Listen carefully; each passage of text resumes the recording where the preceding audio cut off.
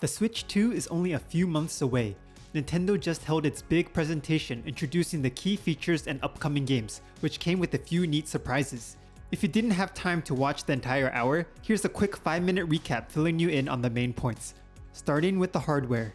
The Switch 2 obviously has the same form factor as the original Switch, but it's got a lot of meaningful upgrades. First of which is the larger screen size, now 7.9 inches and 1080p resolution, all while maintaining the same thickness.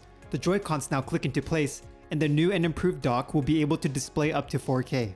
Jumping into the more exciting features, the Switch 2 will come equipped with a microphone and 2 USB-C ports, a huge quality of life upgrade. The mic in particular will be used with one of Switch 2's newest features, Game Chat. Game Chat is essentially Discord on the Switch, with the ability to join group calls and stream your gameplay to other people. Although the FPS on the streaming looks like it could use a little work. We will have to see how it works in practice, but I think this feature is a surprise win. My personal favorite addition though is the ability to use the Joy-Cons as a mouse, which opens a whole new world of possibilities for first-person games. They demonstrated a little bit of this function in Metroid Prime 4, but more on that later. On the technical side, I love the focus on higher frame rates throughout the presentation. Yes, the 1080p screen is nice, but the increased performance to be able to play some games at up to 120 FPS is a godsend for hardcore gamers. I'm sure not every game will be running that smoothly, but it looks like the console will be able to run Metroid Prime 4 all the way up to 120 FPS, which for a game looking that good is impressive. What's got everyone excited though are the upcoming games. Nintendo opened their presentation with the new Mario Kart World. It's now got 24 player races and an interconnected map where you can drive from track to track. I'm not usually a Mario Kart fan, but the bigger scope of this one has got me interested. Mario Kart World releases the same day as the Switch 2's launch on June 5th. We then get a ton of game announcements, too many to all go over in 5 minutes, but look out for Cyberpunk, Street Fighter 6, Breath of the Wild and Tears of the Kingdom upgrade versions, Pokemon Legends ZA, Wild Hearts, Hogwarts Legacy, Hades 2, Split Fiction, Elden Ring, and many more making their way to the Switch 2 throughout the year. With this many quality titles, it's looking to be a pretty insane launch. One sneaky little title they showed in passing is Silksong, the long-awaited Hollow Knight sequel with a 2025 release date confirmation. With how long this game has been in development, it feels almost too good to be true, but Hollow Knight fans will be eating good this year.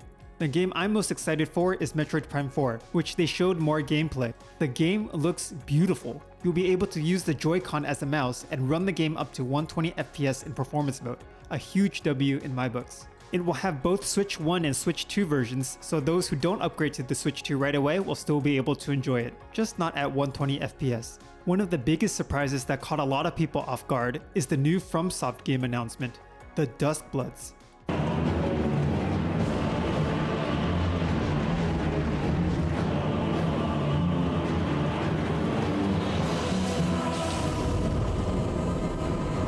Close your eyes and contemplate now the moon. From the trailer, it looks a little similar to Bloodborne in style, but make no mistake that this is a new IP with absolutely insane art direction. Like, look at these creatures.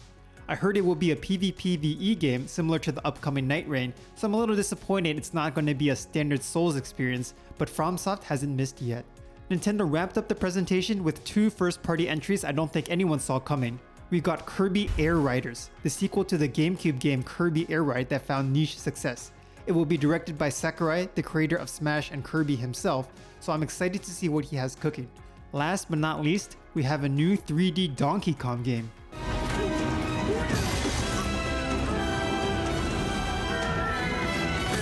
Holy hell, it's been what, like 25 years since Donkey Kong 64?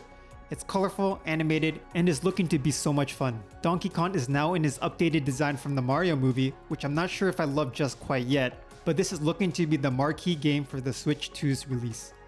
And that summarizes the presentation. The Switch 2 is looking to have a solid launch. One point of contention that wasn't addressed directly in the presentation though, is that it looks like AAA games are going to see a price bump from $60 to $80, including Mario Kart World. It really sucks, especially for regions with lower wages. But the writing was on the walls and this was bound to happen at some point. Even still, will you be picking up a Switch 2 on release, or will you hold out and see after the hype dies down? For as much as I love the design of the console, I'm still on the fence on this one. Leave your thoughts in the comments below. See ya!